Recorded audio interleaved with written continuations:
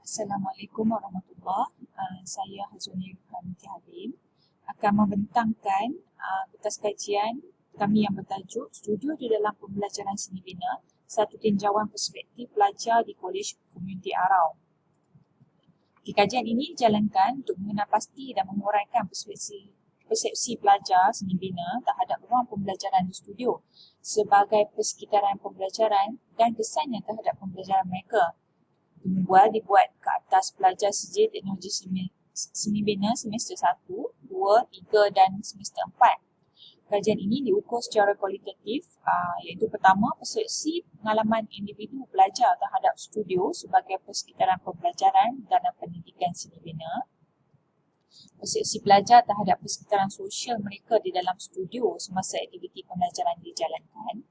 Dan ketiga, kesan daripada keadaan fizikal dan sosial studio terhadap gaya pembelajaran pelajar dan bagaimana ia boleh diperbaiki. Okey.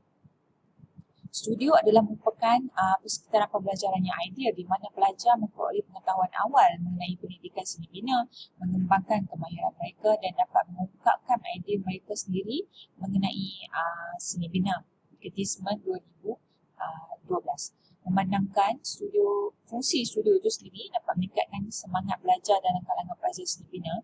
Penglibatan pelajar untuk menggunakan studio itu adalah penting.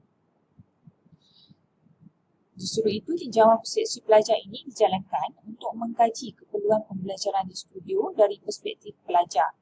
Apakah persekitaran yang dikehendaki oleh pelajar agar mereka dapat menggunakan studio dengan sepenuhnya. Kajian ini memberi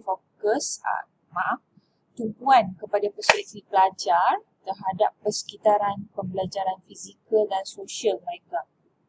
Okey, antara objektif kajian mendapatkan persepsi pengalaman pelajar terhadap studio sebagai persekitaran pembelajaran dalam pendidikan seni bina, mengkaji persepsi pelajar terhadap persekitaran sosial mereka di dalam studio semasa aktiviti pembelajaran dijalankan, menguji kesan daripada keadaan fizikal dan sosial studio terhadap gaya pembelajaran pelajar dan bagaimana ia boleh dibaiki. Alright, menurut Shannon 2005, menggambarkan studio sebagai ruang fizikal pengajaran dan pembelajaran, pengalaman dan perkembangan budaya interaktif antara pelajar dan staf. Okay. Studio bukan sahaja dilihat sebagai kerja fizikal yang memberi pelajar persekitaran kerja fizikal. Ia juga menempatkan pelajar setiap masa bersama dengan rakan belajar dan pensyarah. Roth dan Aronson 2014. Okay. Studio dan pembudayaan studio seni bina telah diperkatakan dapat memberi faedah kepada pendidikan seni bina menurut William dan Oswald 2019.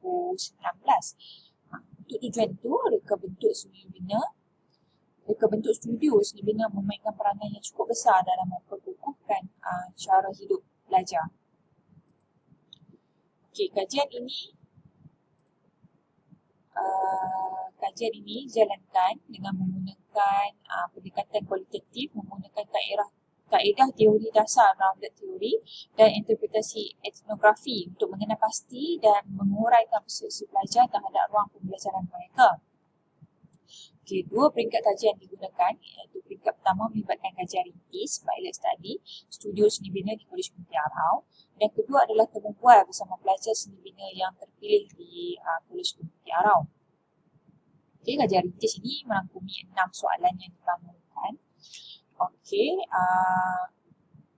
ini adalah kerangka konseptual kajian di mana soalan temu bual dibahagikan kepada 3 bahagian, iaitu pelajar perlu memberi respon terhadap studio seni bina dalam berbagai aspek, iaitu pengalaman belajar, persekitaran studio dan kesan fizikal dan sosial terhadap motivasi, keseronokan, fokus, tahap pembelajaran dan masa kerja mereka.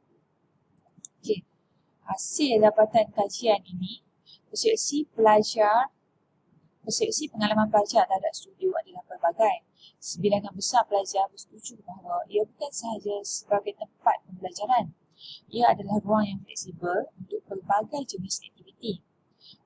Ruang yang membolehkan pelbagai aktiviti dijalankan semestinya mengambil kira dari aspek persekitaran fizikal seperti cahaya, bentuk, kadaran, skala, warna dan tekstur. Okay, belajar mengakui ukuran ruang studio sangat penting untuk melakukan pelbagai aktiviti semasa di dalam kelas. Okay. Untuk meningkatkan pembelajaran pelajar, respon para pelajar terarah kepada lebih banyak jam perlu dihabiskan di studio untuk meningkatkan motivasi dan komitmen pelajar. Okay. Hasil daripada proses penganalisan data mendapati studio mempunyai persekitaran sosial yang aktif dan seterusnya mempengaruhi pengalaman belajar pelajar di dalam ruang ini. Okay, kesimpulan daripada kajian yang kami lakukan ini, amalan pembelajaran yang positif seharusnya dipertingkatkan. Selain itu, peranan pensyarah dalam mempelbagaikan kaedah pengajaran seperti menjalankan aktiviti kumpulan kerana aktiviti terbabit dapat meningkatkan komunikasi para pelajar dan pelibatan mereka secara aktif semasa PDP dijalankan di studio. Pelajar juga harus bijak mempelbagaikan aktiviti pembelajaran seperti mewujudkan kumpulan belajar kerana ia dapat meningkatkan komunikasi dan pelibatan pelajar secara aktif di studio. Okay. Pengajaran dan pembelajaran berpusatkan pelajar harus ditekankan agar pelajar lebih berkeyakinan, bermotivasi untuk belajar. Beberapa aspek daripada jenis interaksi yang berlaku dalam ruang ini iaitu studio boleh dijadikan kajian penyelidikan dan seterusnya. Okay, sekian sahaja pembincangan saya kali ini. Assalamualaikum. Terima kasih.